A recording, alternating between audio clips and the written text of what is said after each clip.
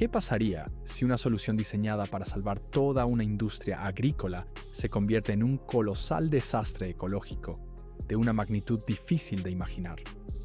Hoy contaremos la historia del sapo de caña en el continente de Australia. Esta es una historia de buenas intenciones que, como se sabe, a menudo llevan a un infierno ecológico. Suscríbete, se viene mucho contenido interesante. Imagínate la Australia de inicios del siglo XX. La economía del país, especialmente en Queensland, dependía en gran medida de la caña de azúcar. Eran plantaciones interminables, una verdadera veta de oro para miles de agricultores y trabajadores. Pero este negocio dulce tuvo un enemigo peligrosísimo, diminuto, pero extremadamente voraz. Dos especies de insectos, el picudo gris de la caña y el escarabajo francés, comenzaron a destruir la cosecha a toda velocidad. Las larvas roían el sistema de raíces de las plantas y los adultos devoraban las hojas. Los agricultores se desesperaban. Los pesticidas químicos de la época casi no ayudaban y resultaban demasiado caros. Hacía falta ayuda y cuanto antes y con el menor costo posible. Entonces los entomólogos australianos recurrieron a la experiencia al otro lado del océano. Les llamaron la atención los resultados en Puerto Rico, donde para combatir plagas en plantaciones introdujeron una gran anfibia americana, el sapo de caña. La idea parecía impecable. ¿Para qué rociar los campos con agroquímicos si se puede soltar a un enemigo natural que elimine el problema de forma natural? La decisión se aprobó. En junio de 1935 llegó a Australia el primer lote de los supuestos salvadores, en total 101 sapos. A las anfibias traídas las instalaron en criaderos creados especialmente en el poblado de Gordon Bay.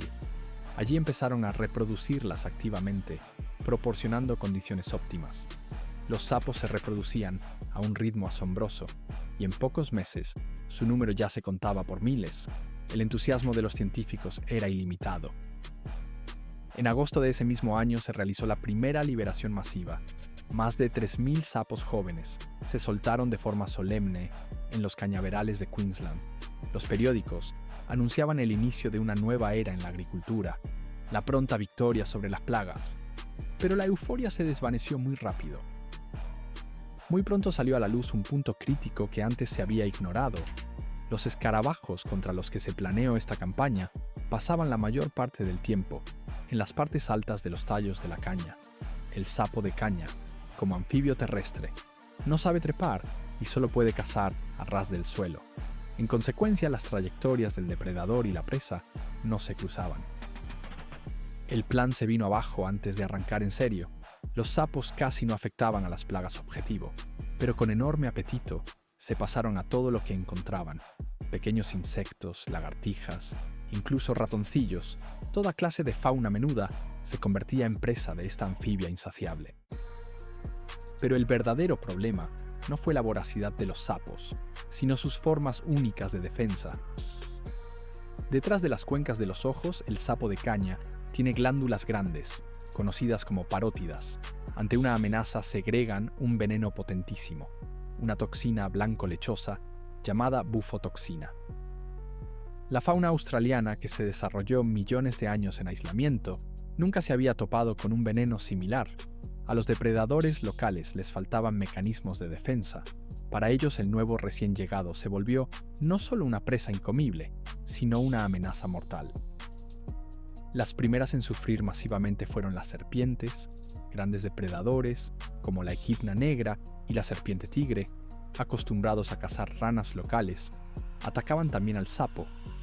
Basta una mordida o intentar tragarlo para que la toxina provoque un paro cardíaco rápido.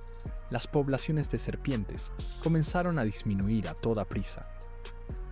El mismo destino alcanzó a los varanos, grandes lagartos que cumplen un papel importante en el ecosistema.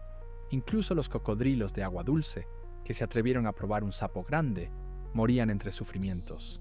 El equilibrio ecológico empezó a desmoronarse literalmente ante los ojos. Bajo un golpe fuertísimo cayeron también pequeños marsupiales. Estos depredadores, ya de por sí vulnerables, morían masivamente al intentar conseguir un alimento fácil y accesible. En algunas zonas, la cantidad de quolls cayó en un 95%. Mientras los depredadores se extinguían, los sapos tomaban fuerza. Casi no tenían enemigos naturales. Una sola hembra de sapo de caña puede poner de una vez hasta 35.000 huevos, y lo hace 2 veces al año. Los cuerpos de agua de Queensland se convirtieron en incubadoras, atestadas de una masa negra de renacuajos. Los renacuajos del sapo de caña también son venenosos, lo que los protege de peces y otros depredadores acuáticos.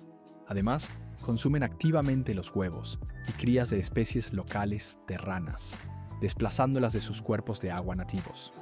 Esto se convirtió en una guerra a gran escala, donde las especies autóctonas perdían terreno rápidamente. Desde las zonas del norte de Queensland, este ejército inició un avance incontenible por el continente.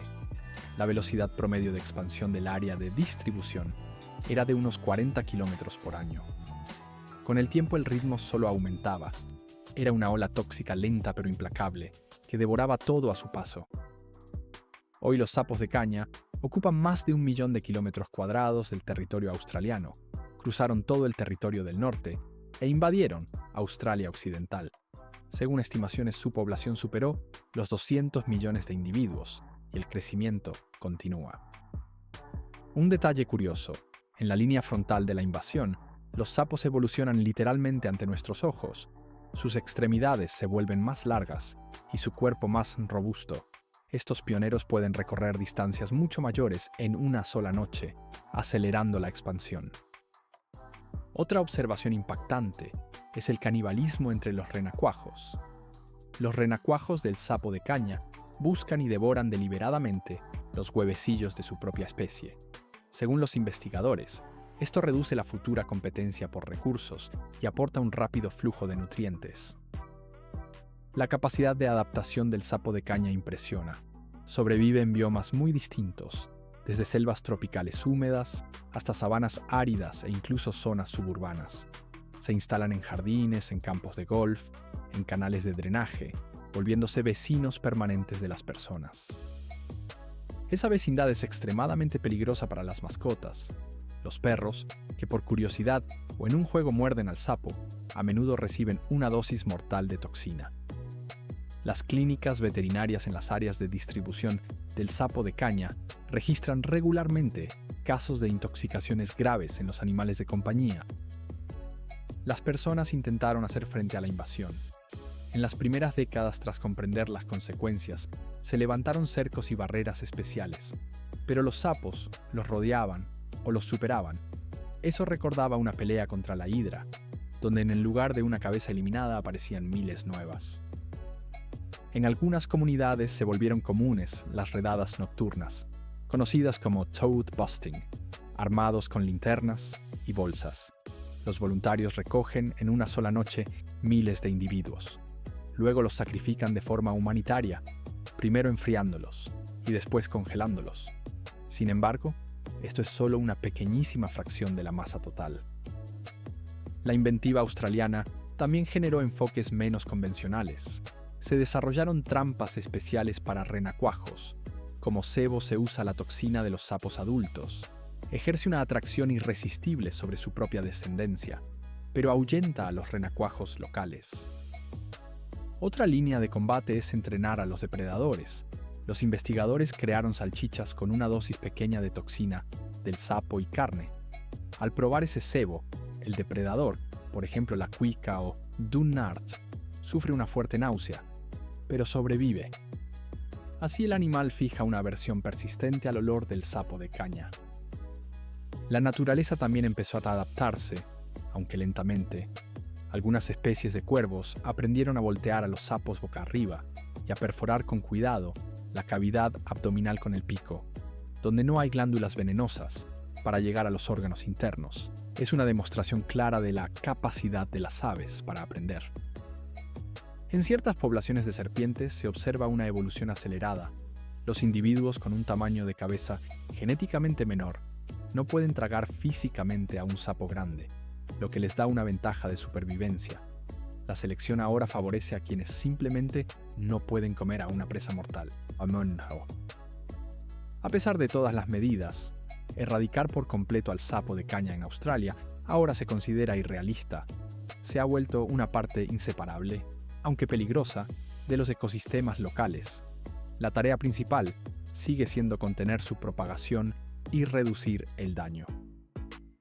La historia del sapo de caña es una lección dura para la humanidad, una lección sobre los riesgos de jugar a ser Dios y de intentar rediseñar ecosistemas complejos para nuestras propias necesidades. Una sola decisión irreflexiva, tomada hace casi un siglo, cambió irreversiblemente la naturaleza salvaje de todo un continente. Esta historia muestra claramente que la naturaleza siempre es más compleja que nuestras ideas. Tal es la historia aleccionadora y a la vez trágica del sapo de caña.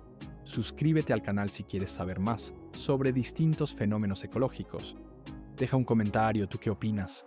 ¿Tienen las personas derecho a intervenir tan profundamente en la naturaleza?